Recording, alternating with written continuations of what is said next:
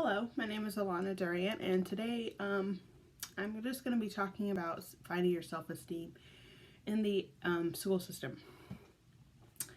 As a student, I know that it's important to pass and important to succeed even more. I feel that education is different for everybody. Everybody finds how they can best teach themselves.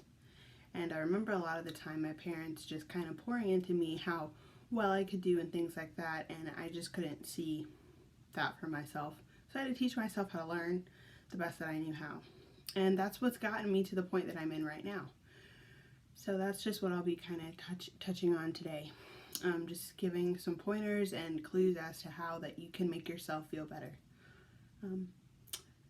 A few years ago, I graduated from high school in 2016, and I graduated going into a school for culinary arts. My parents were ecstatic. I was so good at cooking and baking and doing well in school. They were like, you can do this is great. I just didn't feel ready because prior to that, in my elementary school, middle school, and high school years, I felt I didn't do very well. I graduated in high school with a 2.0 GPA.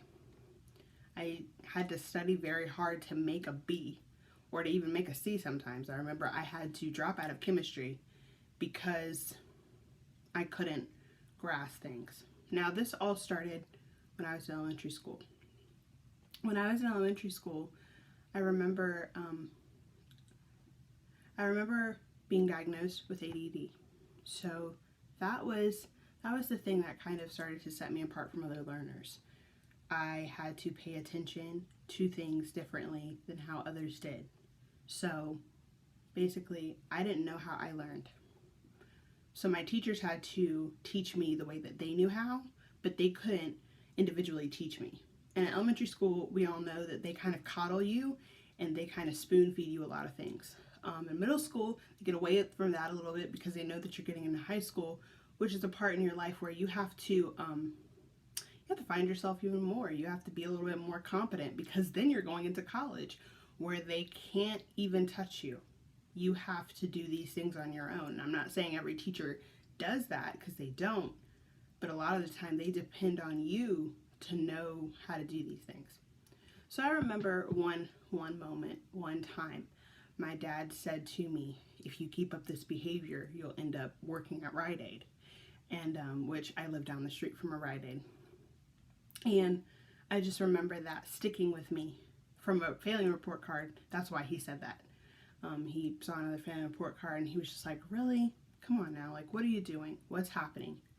And the key thing that I was missing in all of this was I wasn't confident in myself. So with the diagnosis that I got when I was 8 and then growing up, the two had never correlated. I never said to myself, okay, so since I can't pay attention in class, I have to learn this way. And I have to kind of meet in the middle here. I never did that. So when it was time for college, I went to the Culinary Institute, got everything together. My parents hadn't paid anything yet, and I knew I wasn't ready, so I said, you know what, I'm going to take some time off school. They were fine with it. I worked at Food Lion, I worked at Dunkin' Donuts, and I worked at Holiday Inn during that time. Well, I knew that the workforce I wanted to be in, I did not want to be in that workforce forever. I wanted to actually have a goal in mind and be doing something with a purpose. Not that grocery shopping isn't, but I wanted to do something. My mother's a teacher, my dad is a engineering planner. They do something with their lives. They're helping, they're doing something. These are the scores that I used to get a lot. This is a 35%. I don't know if you could see it. There it is, 35%. Now that was from a recent test that I'm going to get into later, but those are not the grades that I make now. So after spending that time kind of knowing, I don't want to be in this forever, got back together with my fiance, he proposed to me, and I knew that at that point I had to figure out something to do because I'm going to be having a husband. So I have to know how to make the two meet in the middle. So I chose dental assisting. I said, I'll go to dental school. Should be easy enough, right? And, my parents were like, what? You've never mentioned anything about dental assisting. You've never mentioned anything about wanting to do this. What is this all about? Well, anyway, went to go take my placement test. I was nervous. Oh my gosh, I remember that day because I'm terrible at tests too. Test taking is just not my forte. I fail a lot, especially if I know that it's an important test. I feel like I put so much pressure on myself. I'm like, I'm gonna fail this.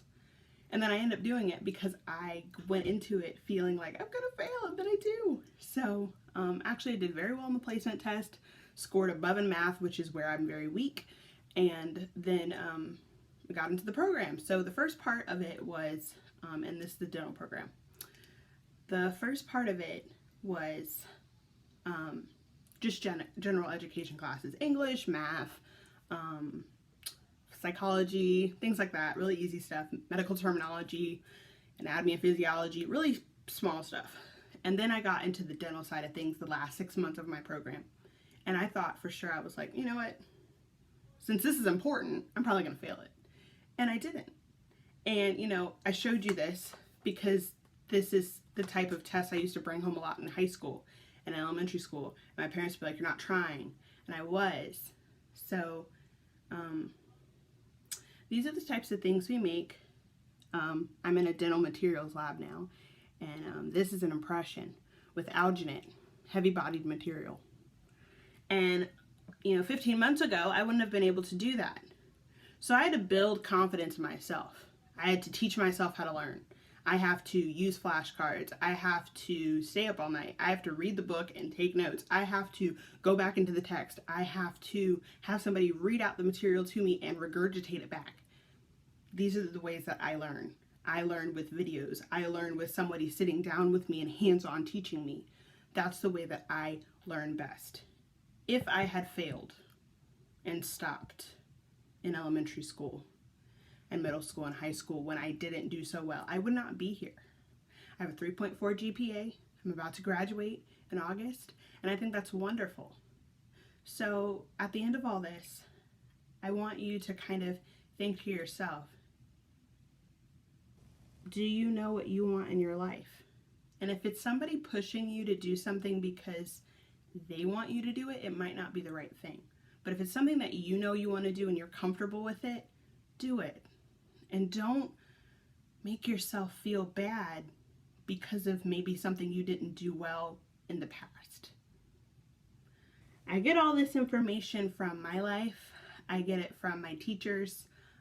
I'm referencing my life in this, and I'm referencing the dental program at ECPI University. Wonderful teachers, wonderful people. They did a great job trying to integrate the way that I learned into their teaching. And since the class sizes are a little bit smaller, they can individually teach each of us, which is what I needed. Now, growing up, when I had 20, 30 kids in my class, that just wasn't an option. So that's why I excelled here. Really thankful for this opportunity to have explained my story, because I know a lot of people struggle with this. So continue to strive hard for your dreams, continue to work hard, and continue to trust yourself and trust those good instincts and bad instincts.